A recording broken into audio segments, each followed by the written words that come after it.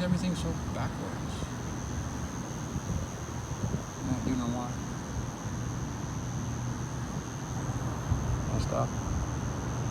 Next video, 2 seconds later, was how to, hold on, retard spaz truck going by, was how to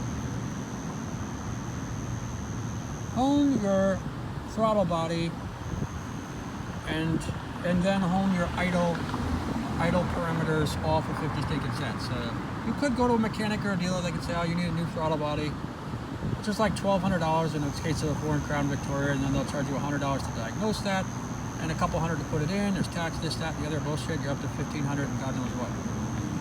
Who knows what? So this is 50 cents. You get another throttle body. If you already have one, a spare one from before.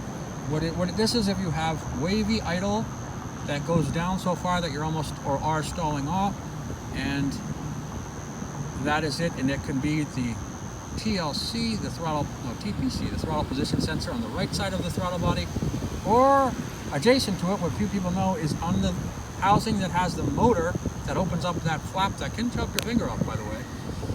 So I've heard quite a few times. Is a little computer chip. Even on mine, it's hidden inside the plastic, but it's there, and it senses what the TPS on the other side of the throttle body is doing. If that thing goes bad, it's what's sending a message to the TPS, and that can make the exact same wavy idle or hunting idle symptoms that the TPS does, which most people assume first. So you can get a TPS for $100, or you can get one on eBay for $50 or whatever.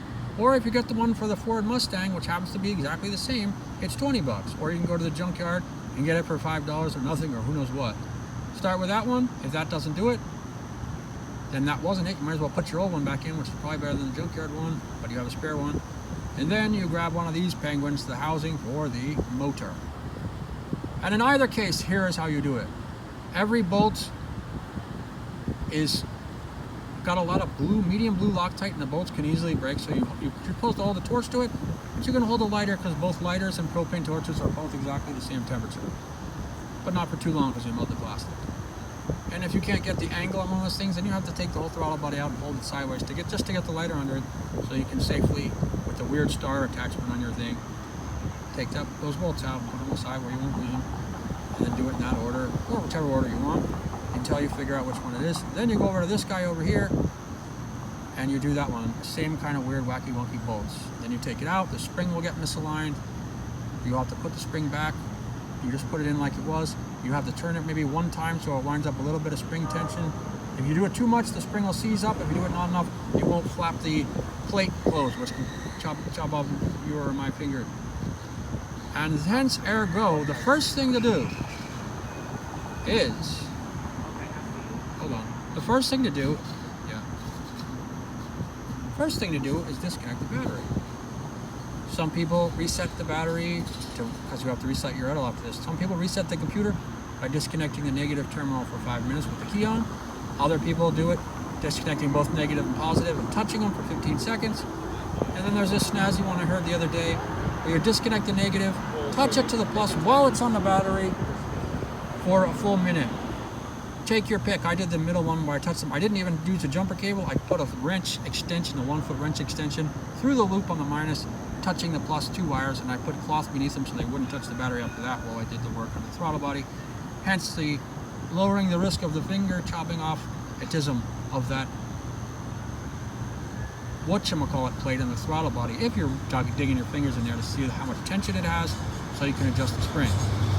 If you do that, use a screwdriver and then you won't chop your finger off, or just use the finger just like this so that if it closes it bumps your finger back. Maybe only breaks your finger, not the fingers anymore. But while the battery is disconnected, you do all that stuff, do the throttle TCL or do that thing, and then you fix the problem, and then you put it all back together, screw the screws in, 2 or 3 foot-pounds. It's just hard to screw them in because of all the medium Loctite. You don't torque them much at all. You can do it with a hair screwdriver or whatever. Everything's back together. You adjust the spring by taking off this little trap door, and you're supposed to get a special tool, but you can use Allen wrenches or screwdriver.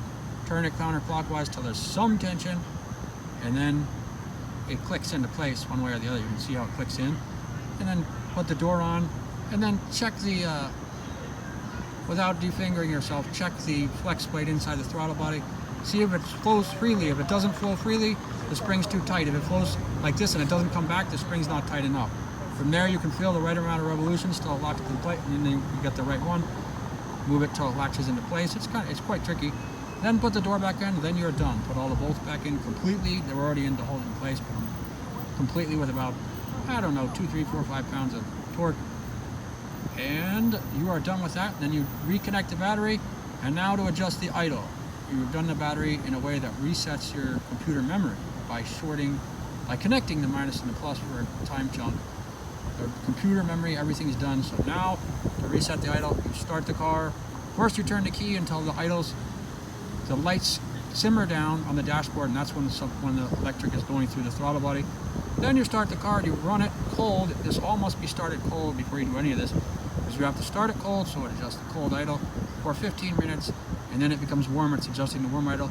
And then you go driving medium, not gentle, not tough, medium for a while, and then it adjusts the gears shifting into the ratio between the acceleration and all that stuff.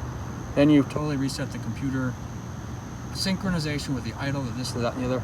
And if one of those things fix the wavy idle or the idle hunt in your throttle body, you have done a $1,500 repair, or, and I'm sick of talking, 50 stinking cents.